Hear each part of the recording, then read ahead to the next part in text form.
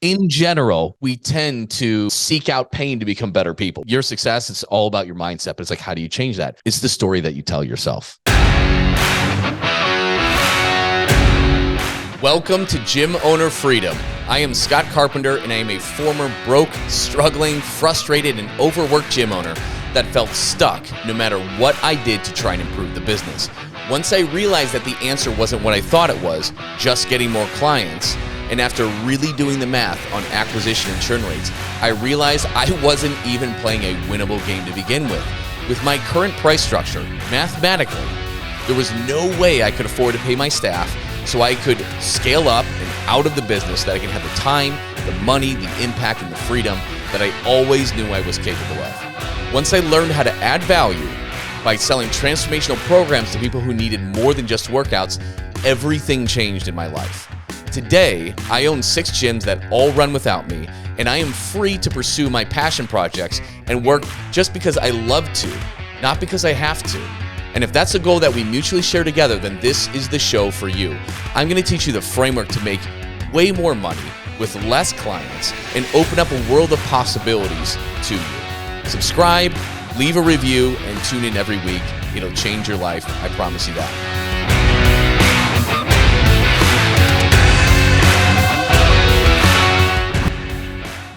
All right, welcome everybody. I have an awesome guest that I'm going to introduce in just a second. This is the first conversation I've actually had with him myself, but I know a lot of people that have worked through his program. So I'm really excited to have him on because, as you guys know, we teach you how to build, sell, and fulfill and renew high-ticket transformational programs. And most of us are just selling workouts. Some of us are actually also doing nutrition coaching and accountability, getting closer to what people actually need. But that's just still mid-ticket, right? What we teach you how to do that just can change your business financially and having that impact that you want with your clients, that high-ticket program is a mentorship. It's taking somebody by the hand and leading them to live their best life. And it's massively financially rewarding. It's massive on an impact level because we all want to be more and desire to be more than just rep counters. And the cool thing is so many gym owners that I have worked with have then gone on to be in Mark's program because it really teaches them how to become a mentor and a coach and affect people in a much greater way. And it's extremely powerful. I can say it has changed these people's lives. So please welcome, we got Mark England, co-founder and head coach of Enlifted, onto the Gym Owner Freedom Show. Welcome, Mark. Scott, thanks for having me. Absolutely. So yeah, we got to talk for about like 10 minutes before we just fired up. And it's been awesome because, there's been, Lakin and David and Jennifer Broxterman and Scott, like so many of these people that we have in common. Good people. Yeah. And they have nothing but amazing things to say about your Enlifted program. And it's really interesting, right? And then I think when somebody introduced you to me, I even saw like you had a TED talk, which is really cool. But yeah, you really specialize in changing people through the power of language. Can you kind of give people a little bit of an overview on what you do? Yeah, happy to. So the conversation starts when it comes to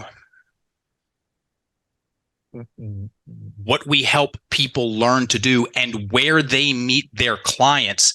A vast majority of time is in the stuck, in the struggle, in the problem, however they would describe it. And upon scratching the linguistic surface, the language of that story, they get square into the victim mentality right off the bat. And that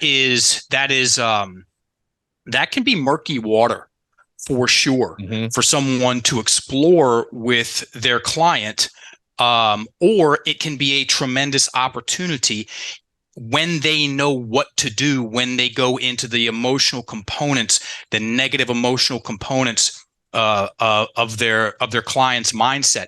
And that's exactly what we teach people to do, or that's where the training starts. When people walk into the doors of the Enlifted dojo, within 15 minutes of the introductory call to level 1, we're all writing down the definition of the victim mentality, because most people have never heard the definition of the victim mentality, much less written it down.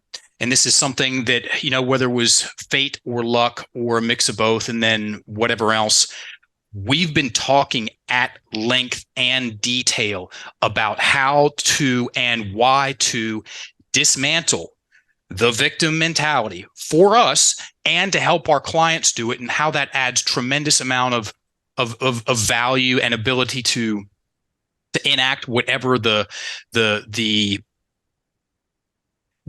that the person is coaching the person with. It makes them better learners. It makes them better students. It makes them better clients. And yeah, we've been doing that. Well, I've been doing this 16 years, somewhere between full-time and overtime the whole time for the past 16 years. Shook hands with my business partner 8 years ago. And we've been delivering trainings and certifications for the past 4 years. Yeah. So it comes down to our language.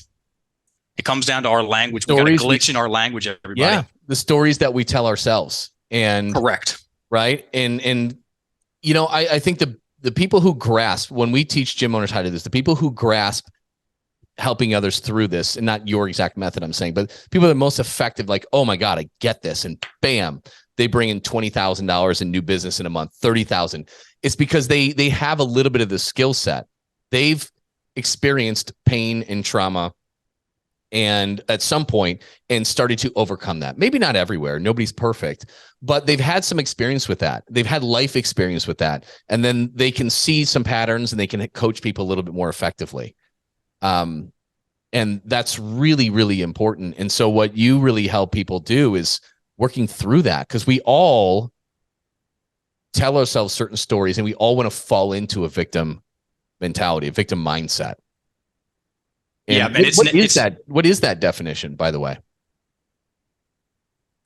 I'll do this twice. I'll do it slow the first time. So I'm going to recite the definition of the victim mentality, take a little bit out of the middle. This is verbatim definition. I'll do it slow. And then I'll speed it up the second time and add some context. And for everybody listening, I highly recommend getting a pen, because there is this. Here's the numbers: 30, 50, 80.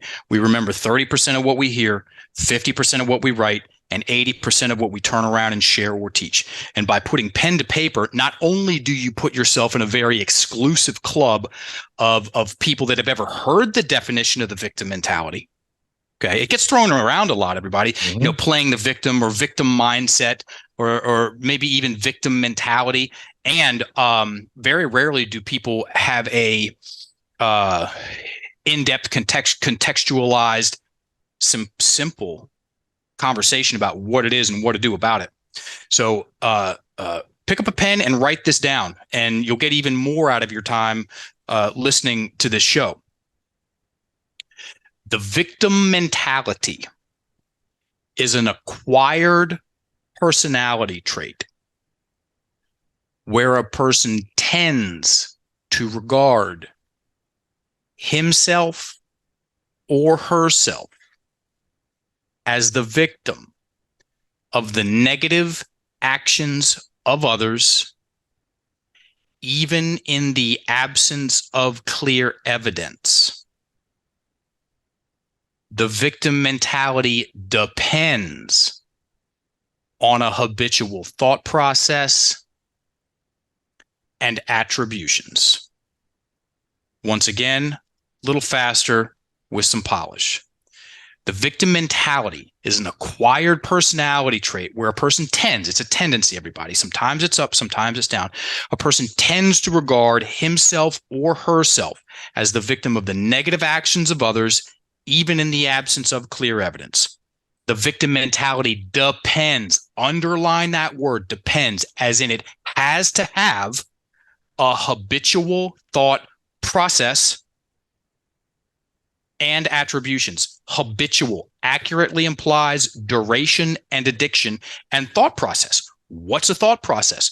A thought process is, it's when you use a certain set of words frequently for over time.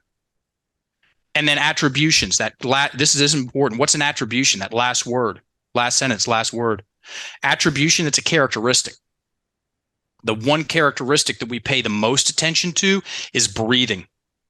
We're known as the language people. It's great to be known for something. Thanks, we'll take it.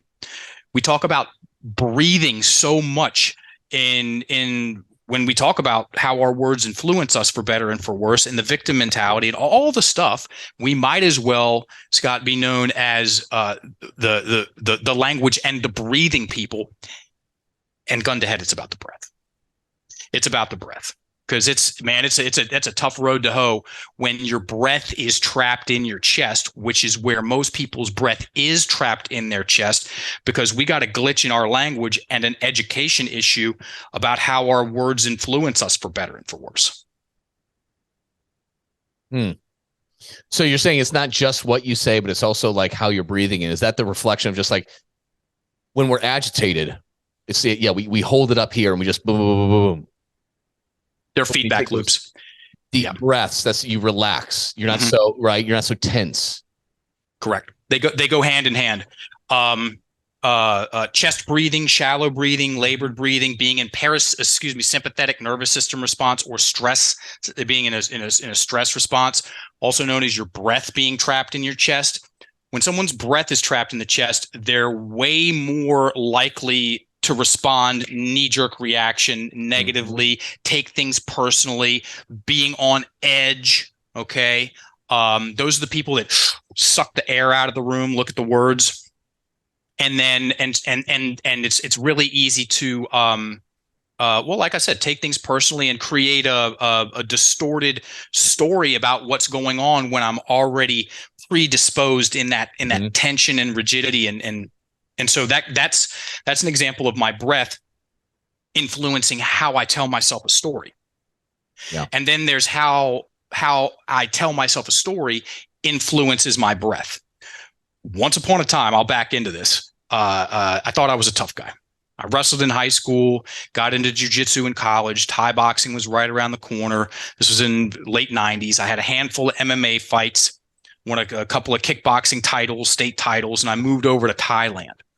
And I was planning on being over there for a year. I ended up living there for 10, which still sounds strange to say. And 6 months in, I'm having my second knee surgery. Not what I had planned. The doctor told me, he goes, "Mark, your career as a fighter is over. You could become a very good swimmer." And I'm picturing doing laps next to grandma at the pool. Also not what I had in mind at 27 years old. So I took that, and I'd only had my passport for 2 years, man. This was a very big deal. I had 3 going away parties. It was the biggest move I'd ever made ever. Not just physically, but just, big move in myself and my story. And I wrecked it. I choked.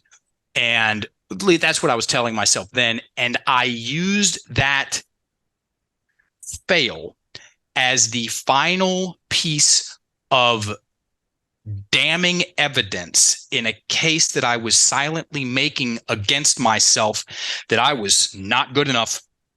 And there was something wrong with me. Didn't know what it was, but there's something wrong with me. And I was doomed to fail. And now here I went for the most important thing in my life, and I messed it all up. Part of me wants to drop an F-bomb, and darkness descended. It's called a telephobia, folks. There's a name for it, the fear of not being good enough. Look that up.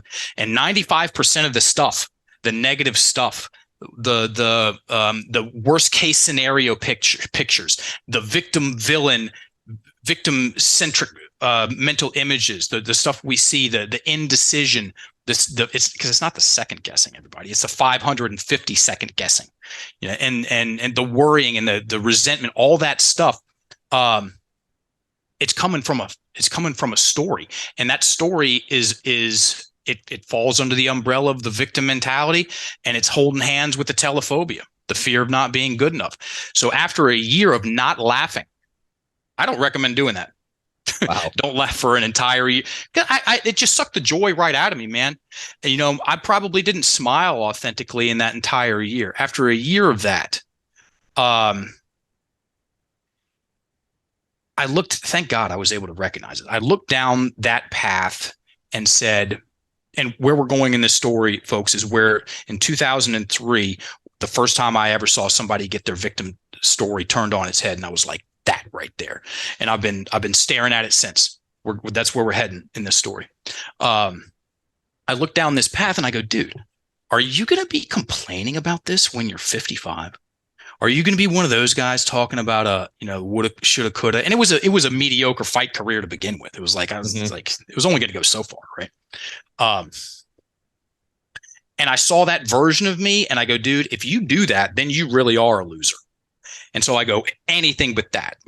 Right around that same time, my vice principal goes, hey man, I just got back from this. I was an elementary school sports teacher in Bangkok for 5 years. That was my first half of Thailand.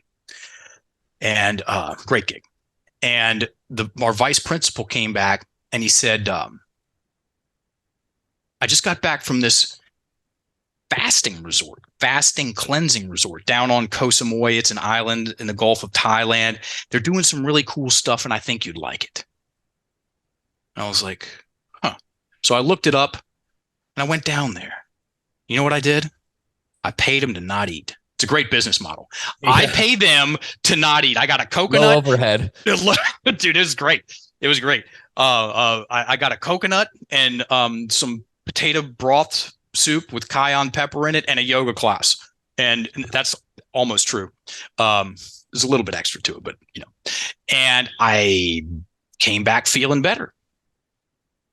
And I went down again. And on my third trip down there, I went to an emotional detoxification workshop. And Mark and all his wisdom snickered at the name. I was like, emotional detoxification. I went though, thank God.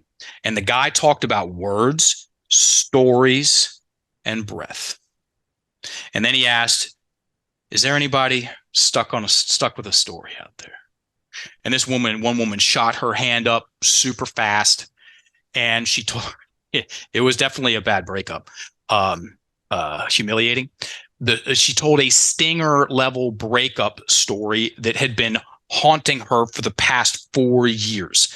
Thought about it every single day, hadn't been in a relationship since, taking up a tremendous amount of mental real estate. And it's usually, so on a relevant side note, everybody, that's usually the stuff. It's usually the stuff that gets people to not follow through, not be consistent, not get the results, talk themselves out of what the thing that they're paying you to help them with are these personal stories that they walk into the gym with, right? Mm-hmm. And so short story. Here's what happened. Her and her friends get a house down at the beach for beach week. Her boyfriend and his friends get the house next door. It's in college. Add alcohol, press play. He hooks up with her best friend in front of everybody one night and then dumps her in front of everybody the next night. I know, right? That's tough. That's some tough action. Can we all say ouchie on 3? Yeah. And he had her tell the story 3 times. First time, played it through. He didn't touch any of the words. She was angry and crying.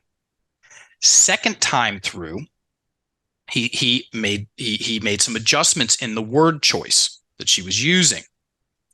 And that loosened things up a bit. And everybody starts to lean in. Oh, this is getting interesting. And now she's sad, no tears. And this dude knew what he was doing.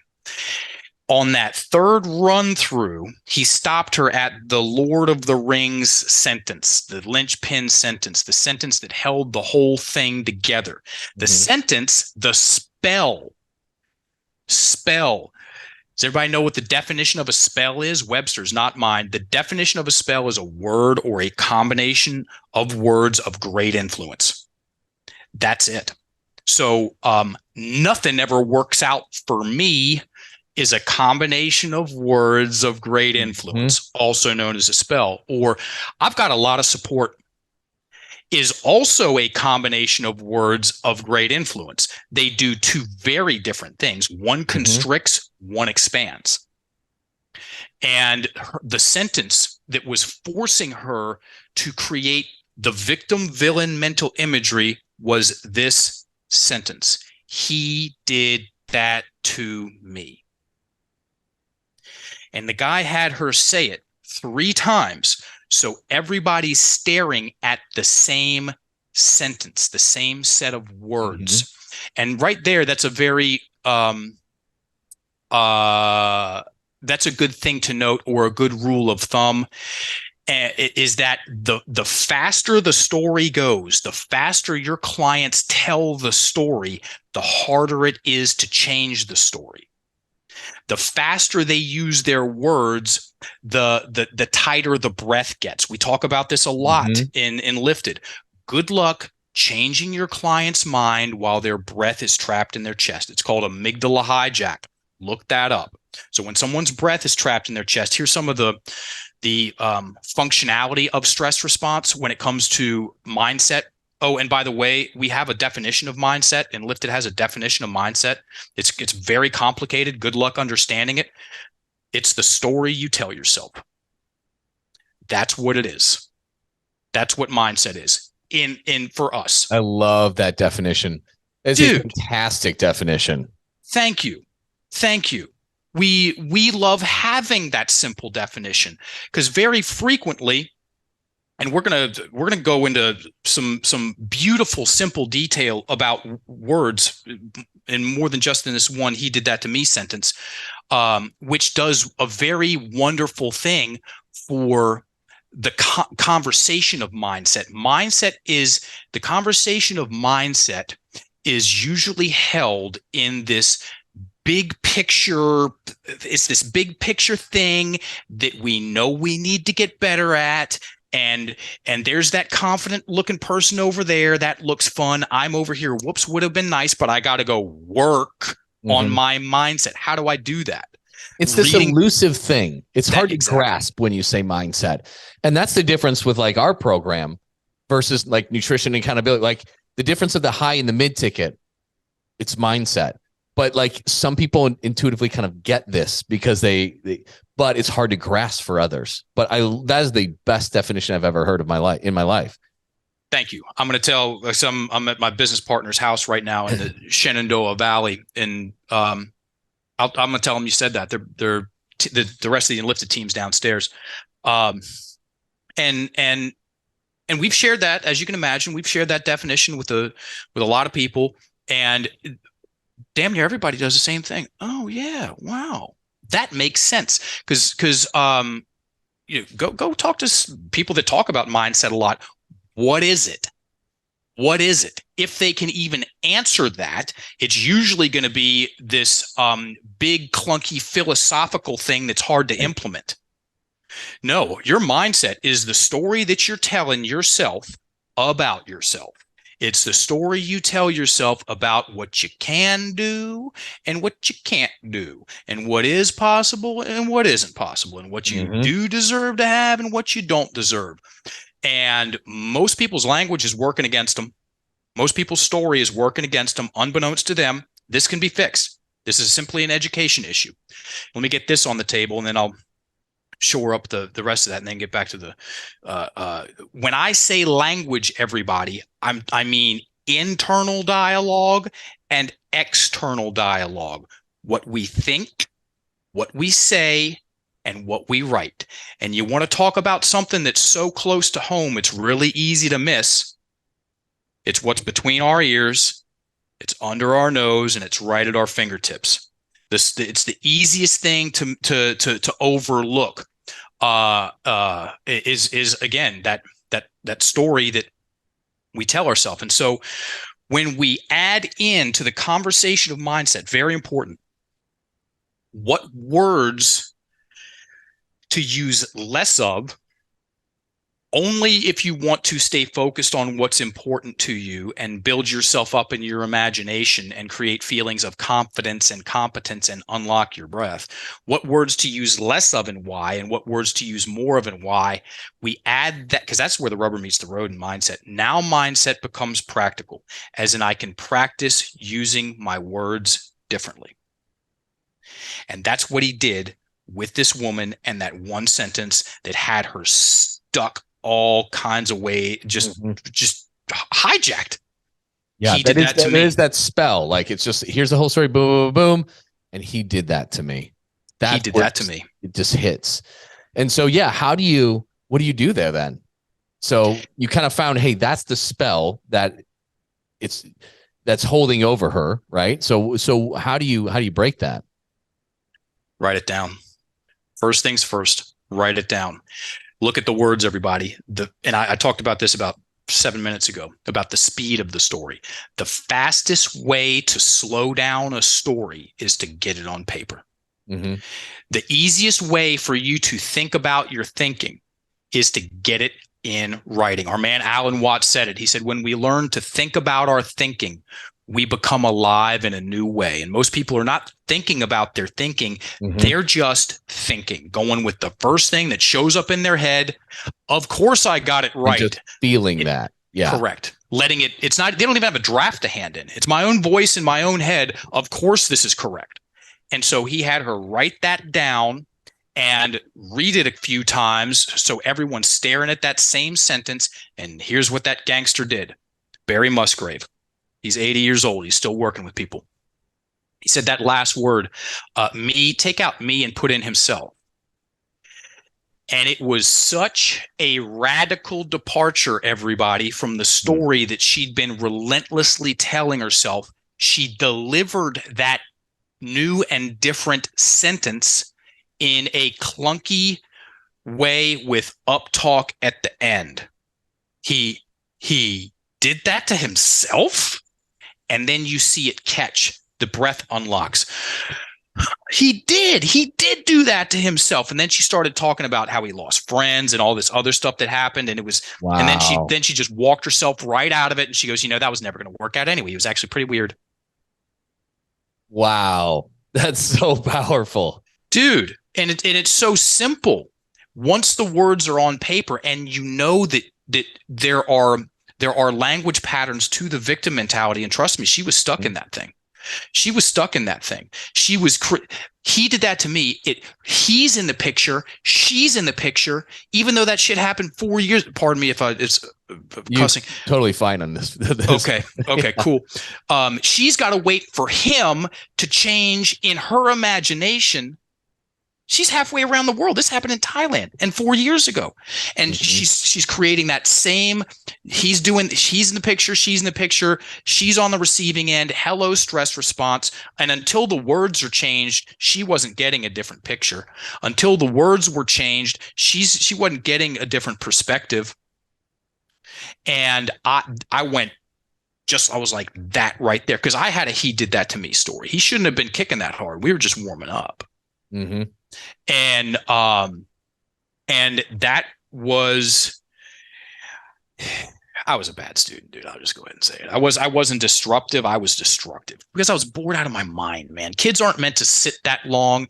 And then you know what? How much of the curriculum in a public school is really fascinating? Like if you really like percentage wise, how much of a curriculum in the public was fascinating to kids? Dude, I hated it. Yeah. This has held my attention since I saw it then. And I'm supremely grateful for that. And just come full circle and then we can go into some other stories and stuff about how we got introduced to the fitness industry. That's a good story because it ties in breathing, which is very important to anyone in the fitness industry. Mm-hmm. Here's a good, so I gave you a point A, which is I jack my knee up and I turn into a grown-ass man baby. That's a technical term. And then point B, fast forward 2018, and Mike Bledsoe and I are traveling through Arizona, and we stop off at a 10th Planet Jiu-Jitsu school. And those guys, they're very interesting. 10th Planet, Eddie Bravo has been on Joe Rogan a bunch. At least he does. He smokes a lot of weed and figures out new ways to twist people in the wrong direction. Right? It's just a very interesting scene. And I don't know how I just don't know how people who smoke and like get benefit from it. Like if I do it, I'm an idiot, and other people reach their creative genius. Like it's the biggest hack. I'm like, to be a moron. Like it does not have that effect on my brain. I can tell you that much. Me either. I used to back in the day. And then it just, I don't know what happened. It just got so strong. I stopped talking, and I like to talk to people, and I can't talk to people. So I just quit. And for some people, so anyway, these guys are very innovative is where I'm going with it in the jiu-jitsu world. Yeah. And my shit needs to stay in a museum. I stopped rolling in 2002, and the thing way progressed and will always. So anyway, I'm out of my depth.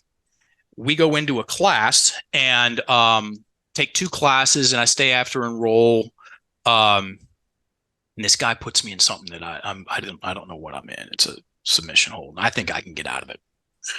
I was wrong, and my arm rips out of socket, and it made the Jurassic Park, somebody getting chewed up in one of the, thing. It made that noise, which there's only one thing that makes that kind of noise in a jiu-jitsu school. It's cartilage and important stuff tearing. Yep. And so he lets go, and I look at my elbow, and I look at him, and I look at my elbow, and I look at him. And instead of turning this thing, which was a thing, into the end of the world, I went to my calendar and I go, yeah, okay, that kettlebell certification on it in 3 weeks, I'm not going to be able to do that. Okay, cool. Take that off. And then I went to a conference that we had a booth at in 6 weeks. I was like, you know what? I can do that with one arm. Pascal's coming, so she'll help with the booth, and we can totally do that. And then I turned to Mike Bledsoe and I go, hey buddy, we got to go because I'm on the insurance and I got to over here. And so we walk out of the gym, and my arm's flopping all over the place. And because I still had access to my mental real estate, and I was like, the thing's done, we'll figure it out later. I was talking about a girl I thought was hot. Right. And so it was I've had 2 very different experiences of life throwing me a curveball in the form of an injury and me taking it 2 different ways. The first time I had a very low psychological and emotional immune system because I had a raging victim mentality, and I was in this chronic upregulated stress state. I was convinced I was a loser, that I was not good enough, and I was fighting like hell to prove that of my worth. That's not fun. That's just not fun. And then I did. I've gone into a good part of my victim-centric stories and done a thing that we teach people to do. I'm very happy to go over it on this in this podcast. And I got the stories from out of my head, and I wrote them down, and I dismantled the victim mentality. So, it was a real thing, man. I had do you know what a Tommy John is? Like the surgery? Yeah. It's so they go in there. A Tommy John, folks, is when they go into your leg and they take out some important stuff and they lace your elbow back together. I mean, it ripped it right out of socket. It was a good one. And I healed so much better the second time, even though I'm 16 years older, because I kept on smiling and laughing and breathing well. And it wasn't eternal damnation for being a dork. Mm-hmm. Does that make sense? Yeah. So, injury stories. So your audience is predominantly gym owners and coaches and people in the fitness industry. Yep. Injury stories, everybody, definitely influence people's mindsets. And they usually hold somewhere between a good amount and a lot of pent up emotion. And they are the easiest stories to get to when it comes to picking up a pen and a piece of paper and dispelling them, or at least turning the volume down on them. Dispel means to cast out. And so it is at the same time the crown jewel of the Enlifted method. That's the coaching method that we teach. It's at the same time the crown jewel of it and the Swiss Army tool, which is something called 4-stepping. There's 4 steps involved, hence the name. First things first. Go get the story, and in this case, is it fair to say that anyone who spent any even just a little amount of time in the fitness industry working with people will come across people with injuries? Is that fair to say? Yep. Yeah. Yep.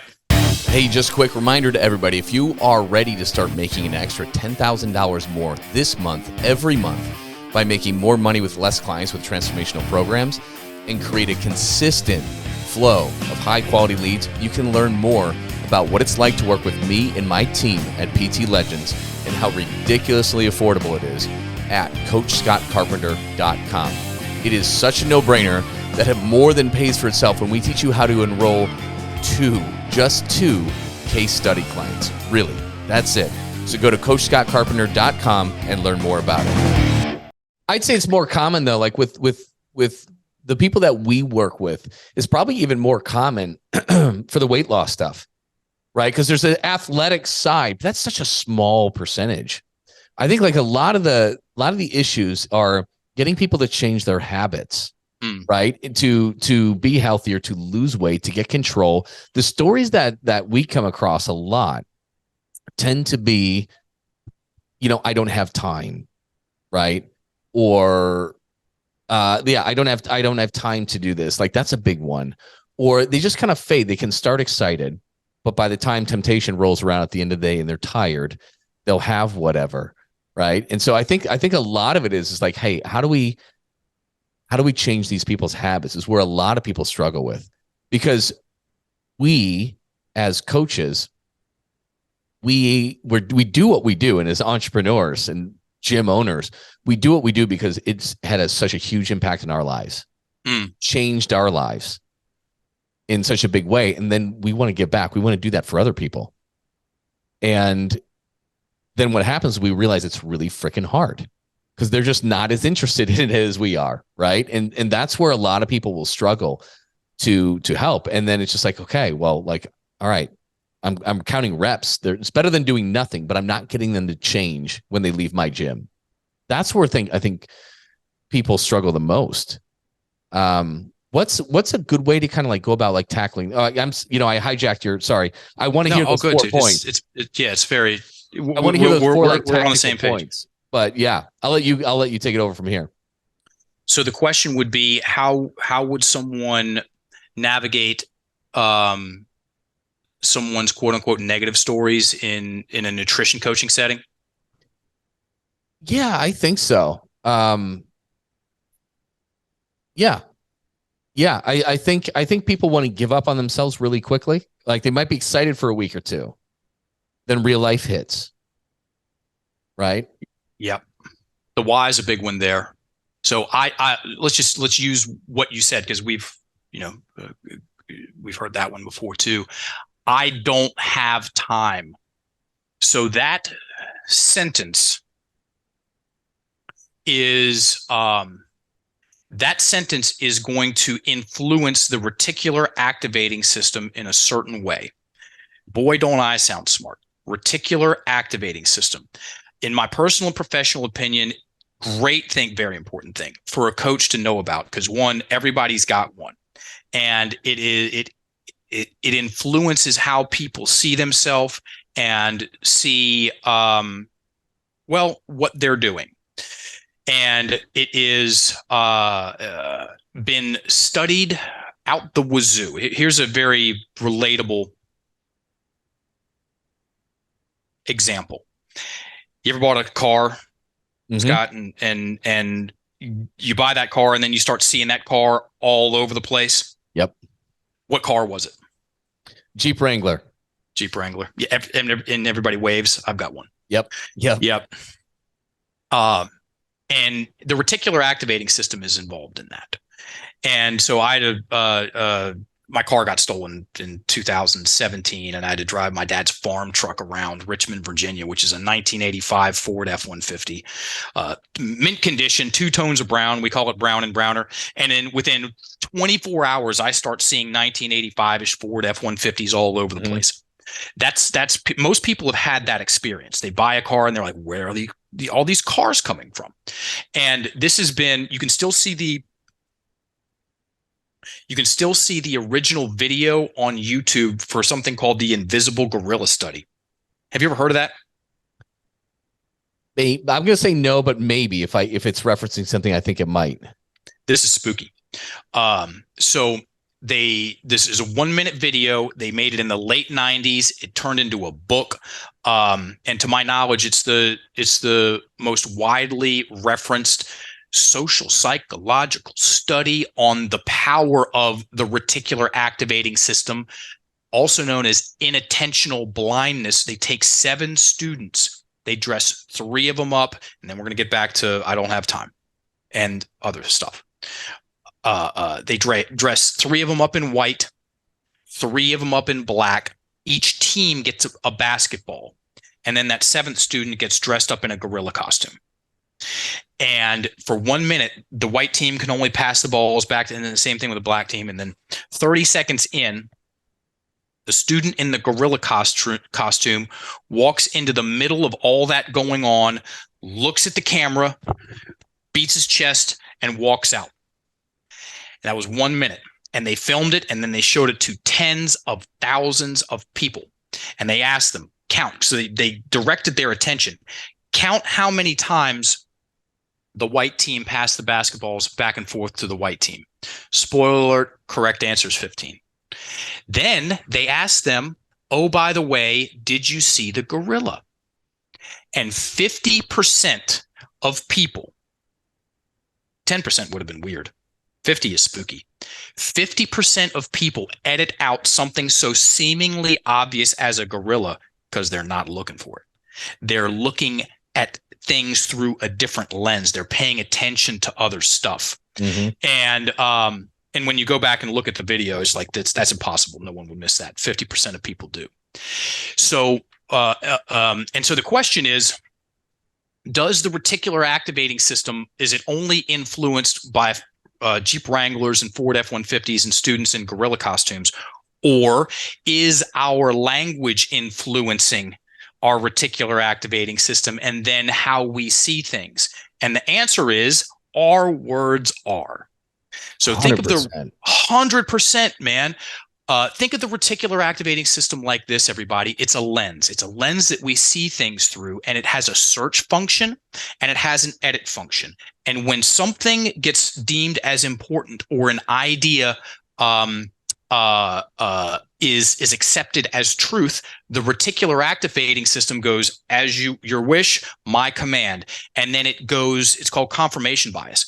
We start looking for more proof that the idea is right, and it edits out anything that's not that. So when someone says, and they believe, I just don't have time, their reticular activating system is going to go find all the proof of why they're too busy. It'll even fabricate proof, even in the absence of clear evidence. Remember that last part of the first sentence of the victim mentality, and so and then it'll edit out any contrary evidence of times that they do have time, or when they could get into the gym, or when they could follow through with the thing. And it goes for healthy habits. It goes for relationships. They never clean up after themselves.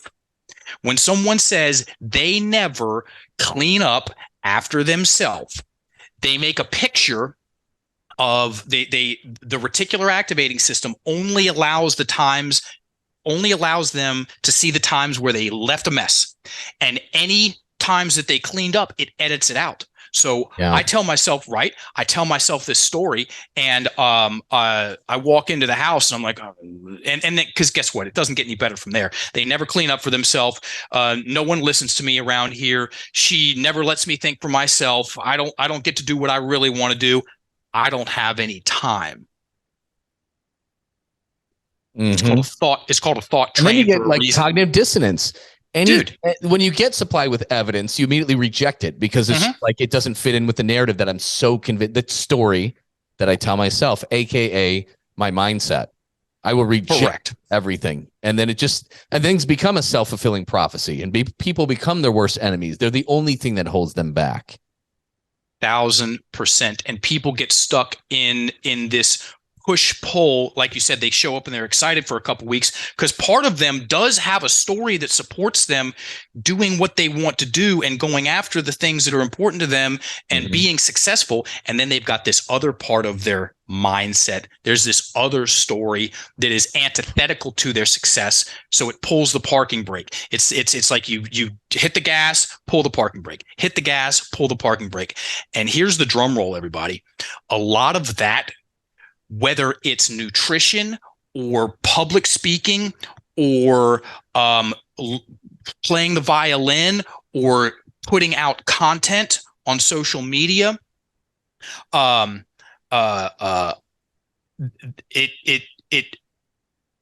people are stuck in this limbo of I had it for a second. They're just stuck in this limbo with the stories that they tell themselves. Yeah, and dude, there was this one point I was going to make. This is only my third podcast. I'm kidding. This is my 343rd podcast. That's actually true. This happens to me all the time, by the way. I'm like, yeah, it's just I get off on rants and tangents, and I forget how I get excited, and I forget how they get there. Oh yeah, here it is. And so that limbo, that push and pull stuff, dude, a lot of that is coming from stories of ouch and pain and sting and woe from their childhood. So let's say someone, I'll just tell two stories because it goes both ways, everybody. This woman came in, sat down, because a lot of times, everybody, the stuff that gets in the way of people maintaining their healthy habits and their sticking to the program, whatever that program is, are feelings of inadequacy, not being good enough. I don't deserve this, which are all flavors of atelophobia. And if you track those, if you follow the feelings and emotions in when people start talking about what's in the way, and guess what? If someone's paying you to help them get healthier, lose weight, whatever the thing is, if you ask them some questions about their personal story and their emotional status, very likely they'll tell you. And if you follow those emotions, because they're clues, emotions and feelings are clues, a lot of times you're going to get back to specific events that were formative. Okay. And guess what? Those stories, bet the farm, they are not written down. And a story kept up in the head, that is hard work. That is very hard work for even a skilled coach to get through and navigate and get down to the bottom of those Lord of the Rings sentences, those linchpin sentences, in comparison to when a story is written down. And for a couple of reasons, and then I'll get back to these two examples. For a couple of reasons, we put a lot of our content out there. Okay, for free. We're teachers, first and foremost. That's it. Second, we're confident with our tech, with our coaching tech. So we show people what we do, how it works, how they can use it. We'll put what we do up against any mindset coaching system out there. And it's not that we will do it, we do it. And so giving people, no, I'll say that later. When people see what we do, some of them go, I don't want to do anything like that at all. I don't want to go near my client's emotions and feelings. Okay, it's too much. I don't want to work that way. And you know what I say? I totally understand. Totally understand. Some people see it and they're like, no, I do want to work at that level with my clients. I want to go in there. I want to go into the scary stuff with them. And you know what I say? I say the exact same thing. I totally understand. And so here's an example of two stories that happened, okay, both of which had one sentence that profoundly influenced that person's RAS, how they saw themselves. One story is a story of constriction and ouch and pain and a train wrecked marriage. And the other one is a story of a grandfather gifting his grandson with one sentence that had an F-bomb in it. I'm going to say it if it's okay. Go for it. That influenced his grandson's reticular activating system and then the rest of his life. So here's the story of constriction. This woman comes in, sits down. She was very self-aware. She goes, I'm struggling in my marriage. My husband thinks I'm attractive. I refuse to believe him. I know when it got started, when it got set up, and I just don't know what to do about it. And I said, tell me more. Here's the story. She's 10 years old. They go to their grandparents' house for Christmas. Everybody walks in the back door, and as soon as they get in the back door, her great aunt leans down and goes, "My, you have a big nose, just like me." Thanks. Mm-hmm. Little girl tightens up, breath locks in the chest immediately. She runs in the bathroom. Scott, what do you think was the first thing she looked at when she got in there? She looked at her nose in the mirror. She looked at her nose in the mirror, which is, of course, everybody, was no bigger then than it was 5 seconds ago. But in her imagination, she's now got a honker, and which means she's ugly. And then her reticular activating system goes, oh, okay. Since you're ugly, I'm going to go find all the flaws and relentlessly present them to you. And I'm going to edit out all of the positive stuff. Okay. And then, so she grows up and has that lens, that filter. That's another good way to talk about the reticular activating system. That filter in place. And her husband's like, this is how she told me, her husband's like, damn, baby, you look good. And she's like, you don't really mean that. And then you think that's going to cause some problems? That's going to cause some problems. And so when your clients will get so much more out of their time working with you when they go in there and get those kinds of stories out of their head and written down and 4-stepped. I'll hit the 4-step thing real quick. Then I'll tell you the story of the grandpa and the F. First things first, get the specific events titled and written out conversationally, as in erring on the side of more detail than less.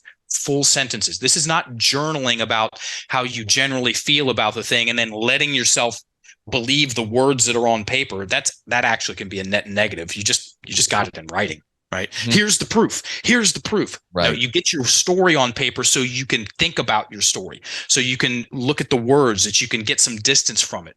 Then you have them read it. They're very likely going to get emotional. Then you have them read it slow. 30% slower than their normal rate of speech.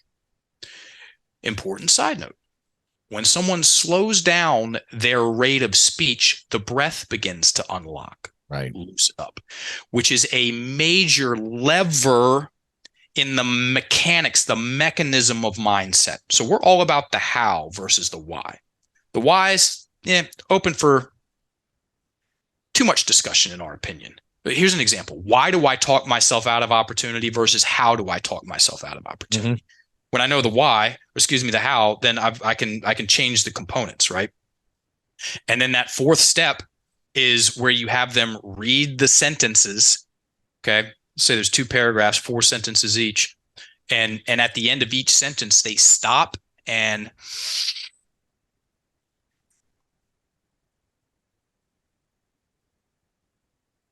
what happens, it down regulates the nervous system in context to the story. And here's what happens mechanically. I don't know if this is you put the video up, but I'll do it and then I'll describe it. Story kept in the head, breath trapped in the chest. Story kept in the head, breath trapped in the chest. Picture is in your face. Ever you look, there it is. Story written out and then aired out as the breath descends, the picture moves out. And your client will change their perspective on their own. And that's called heaven when it comes to mindset coaching, because you don't have to know everything. You don't have to be a know-it-all coach. Be a great questions coach. There's a big difference between answers and questions. Answers push, questions pull. If y'all get your heads around that one thing, your time spent with us today, I'm speaking to your audience, in my opinion, is very worth it. Answers push, questions pull. Just keep asking questions.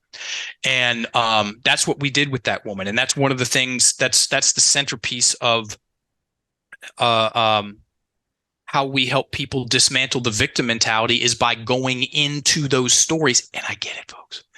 I get it. I get it. That pen feels like it weighs 900 pounds. I get it.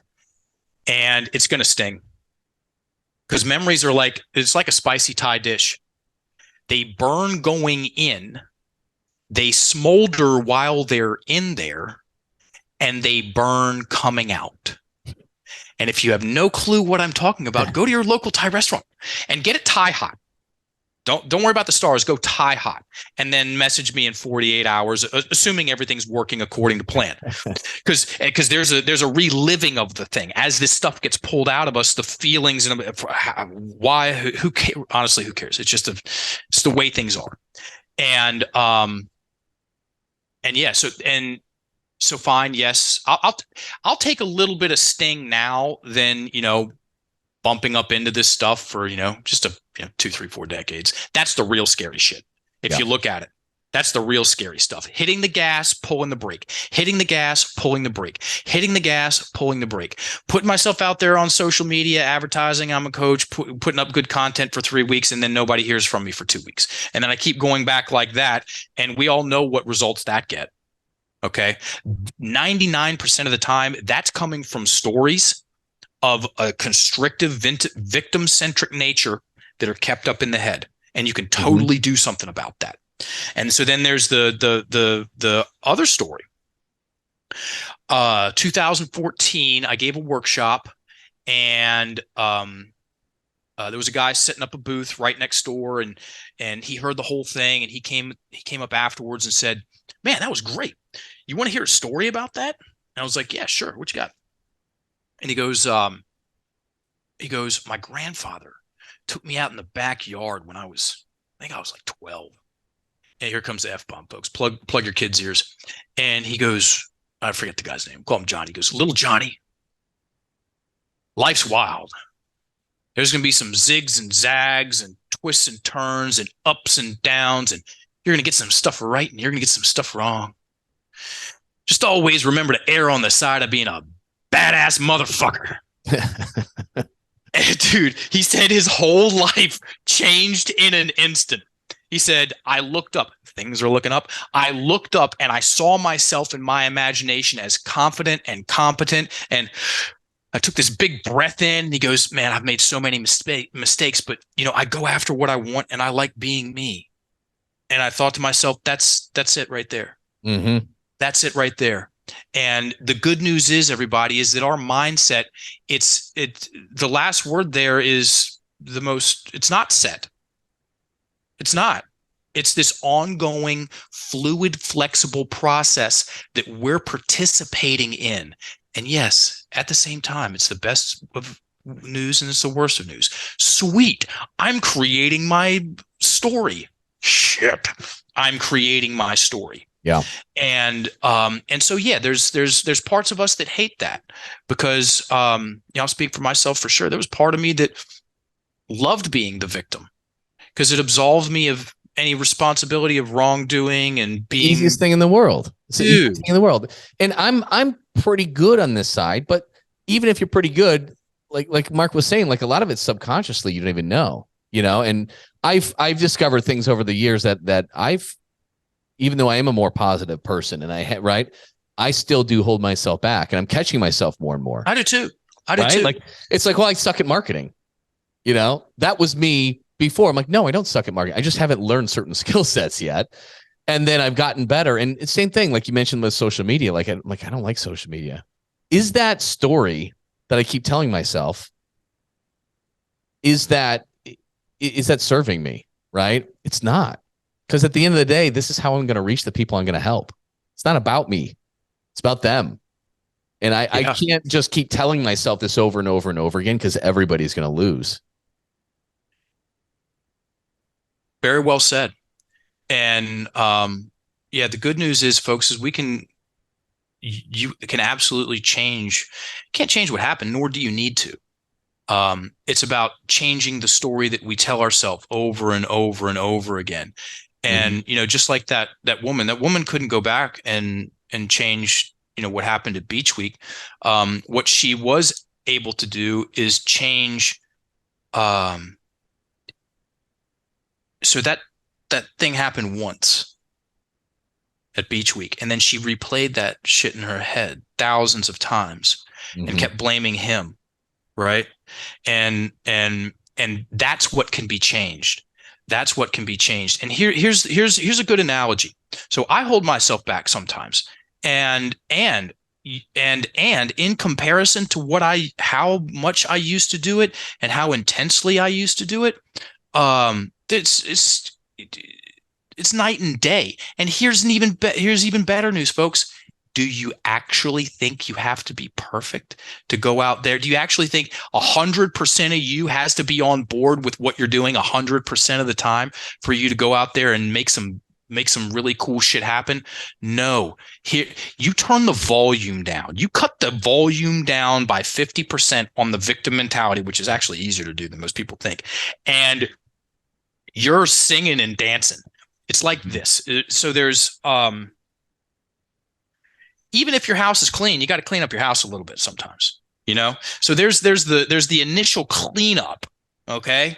That's some heavy lifting. It's when you go and get the old couch that's got the holes in it, cigarette burns and cat piss all over it. And you got to get that out and take it to the dump. And then you got to redo the floors and then the paint and, maybe the electrical system.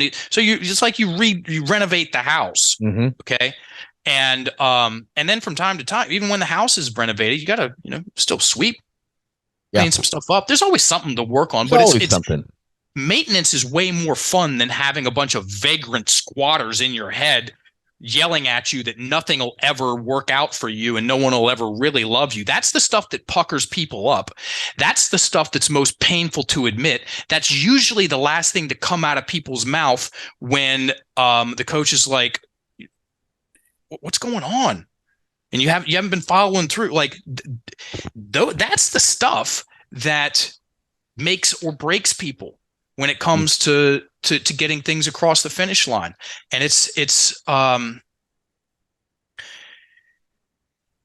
we all know we all know some people who are just driven by this victim mentality.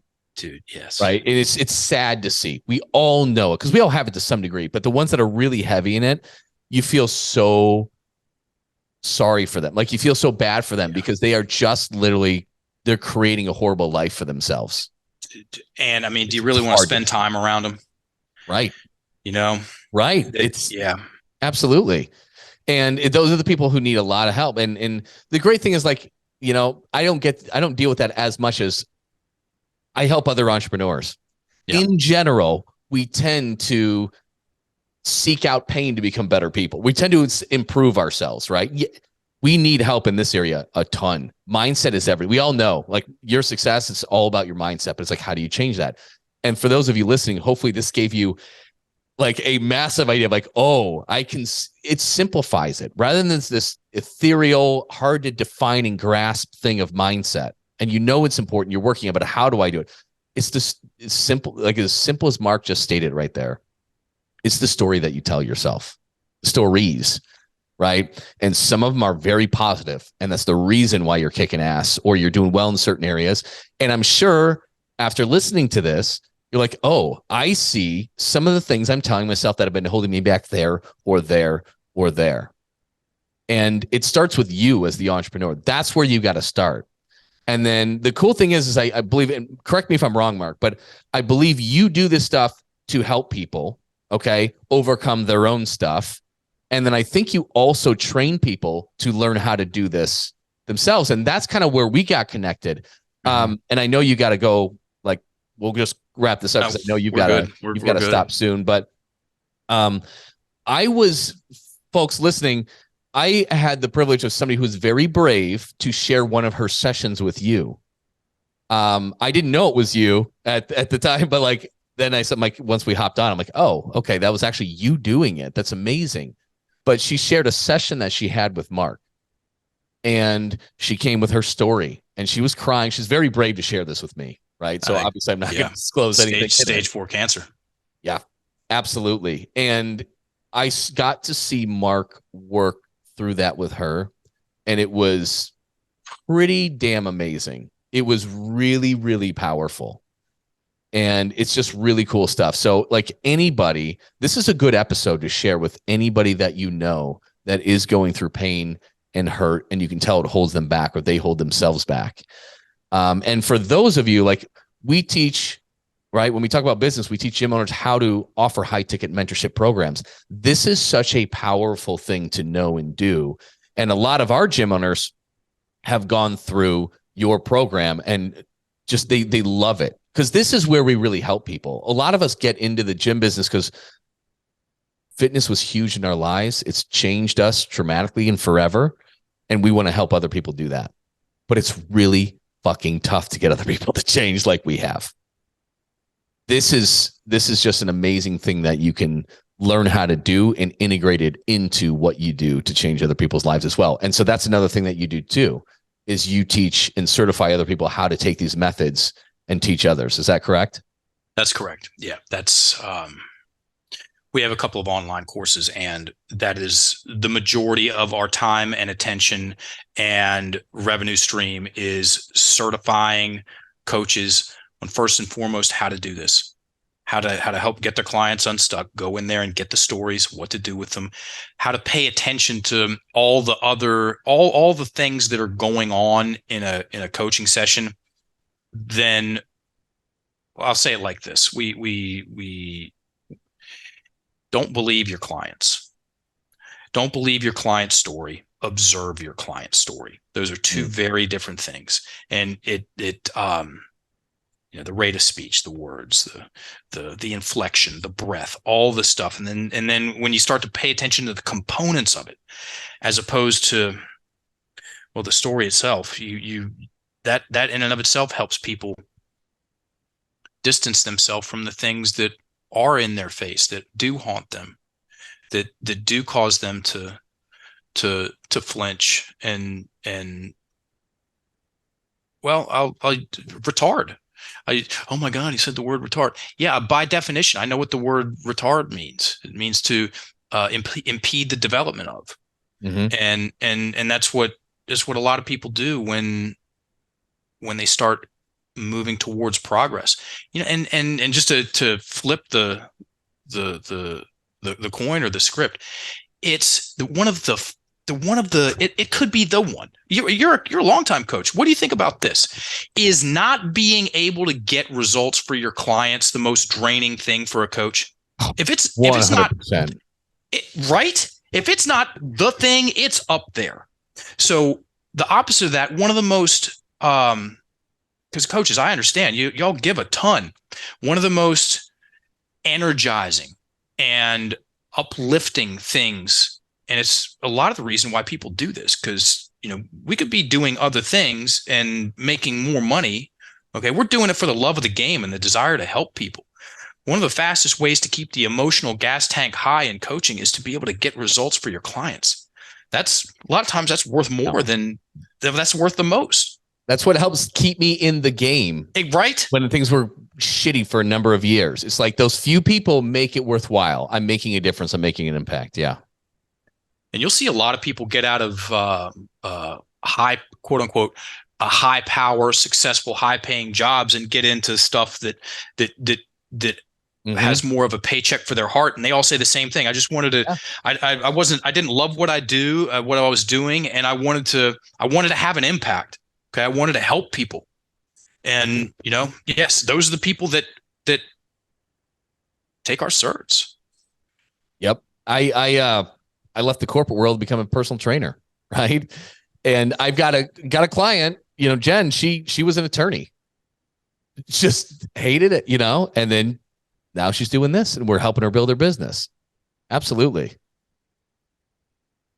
That's special, man. To use a very simple word accurately, that's special. And that's what'll just on the way out of this conversation, that's what's going to keep me in this game for 50 years. So I got off stage at TEDx in 2017, and I'd been doing this full time for 10 years. And I looked around, and like I said, I was a horrible student, and there's only a couple things that have held my attention. And I looked around, and I said, I commit. I don't need to see anything else. This has held my attention for 10 years. I'm assuming the sale that it will do it for the entire time. And I can be in this game for 50 years. You know, I can help people with words so I go into my calendar and scroll all the way down to January 17th, 2057. Because I started January 17th, 2007. And it's in my calendar right now. It took me a while to get down there. And that's my last day on the job. And if I didn't get the return on investment if I didn't feel the way I felt doing this work, I wouldn't be able to do this work. Agreed. I'm the exact same way. And I can tell, man, straight up. Good to meet you. Yeah, absolutely. That's why I love it. It's just, I mean, your passion for this and how important it is and how impactful it is. And the fact that you've been through this transformation, you want to help others do it. That's what defines my life. That's why it's not always easy doing what I'm doing right now, but it's the most fulfilling thing I've ever done, because I'm just trying to help who I used to be. Right. And that's why I got into, hey, I'm a personal trainer. And then I realized I'm not happy in my corporate world. I can't make the impact I want. Let me do my own thing. And so I did that. And I struggled forever, went through so much pain as a gym owner to try and figure out how to make things work and keep food on the table. It was just extremely stressful. But when I broke through and I had my epiphanies and I stacked these skill sets and I stayed in the game long enough and I figured it out and duplicated across multiple locations. And when other people came to me and asked me for help, I'm like, yes, this is how you do it. And they wanted my help to help them, take them by the hand and show them. They changed their lives. And I'm like, holy shit, I need to go all in on that. Dude. It's just, I know that pain so much and how scary it is and how stuck you feel and trapped by your own business. And for me to get somebody to the other side of that, not just where they're making the money to be financially free, secure first, free, but then have the time to enjoy it and space to be with their family and friends and go on vacation for a week and not freak out. It's amazing. It's the coolest thing in the world to me. Dude, I agree. We're pun intended. We are speaking the same language. Mm-hmm. We're speaking the same language. Absolutely. And yeah, I mean, I know you got to go, but I could go on. We could do this for another 2 hours. And I know we're going to cross paths in person at some point, whether it's at an event or if you're ever visiting Arizona or wherever it is, or maybe because we're going to do a live event too. Maybe you want to speak on stage at our live event when we have that. We don't have a date yet. Sign me up. But dude, this is great because what we're teaching, what we want our people to do is exactly what you really specialize in too. It's such a huge thing. And the gym owners that implement our stuff, like it's yes, this is why we define freedom as not just money, not just time, but impact. Impact. This is what we all really want to do. We all want to make a difference in their lives. I've never heard somebody put those three things together. It's always freedom is time and money, and impact. Mm-hmm. You're right. Yep. Time, money, and impact. That's how we define it. It took us a long time to like, how do we succinct, why is this so damn important that we have to do this? Like, this is like our life's work. And it's those three things. Dude, we're 3 weeks out from launching our third online course. And we just did 4 hours of copywriting this morning. Like it takes a while. Everybody listen up. There's no way to do it good fast. It takes time to distill the thing, whatever it is, down till it works. It's a very true saying. No business model, no business plan survives first contact with a customer. No curriculum survives first contact with a student. It's the iterations. And yep. I mean, the love of the game, helping people, that will, it'll help. It'll see you through, man. I know tons of people who have a lot of money and little responsibility, no time, but they are lost. No thanks. They're lost because they're not making an impact in the world. No thanks. Give me the grind. Yep. Give me the grind and the highway, and they can. Yeah, I'm good. Yep. Absolutely. So, Mark, this was amazing. Thank you so much for coming on. So people are interested in your programs or what you do, where can they find you? Where can they learn more? Enlifted.me. It's all about the certifications. We've got a podcast, which I'm not the host, because I'm busy over here teaching relentlessly. And I'll go ahead and speak for Kimberly. We'd like to have you on our show. It's called Get Enlifted.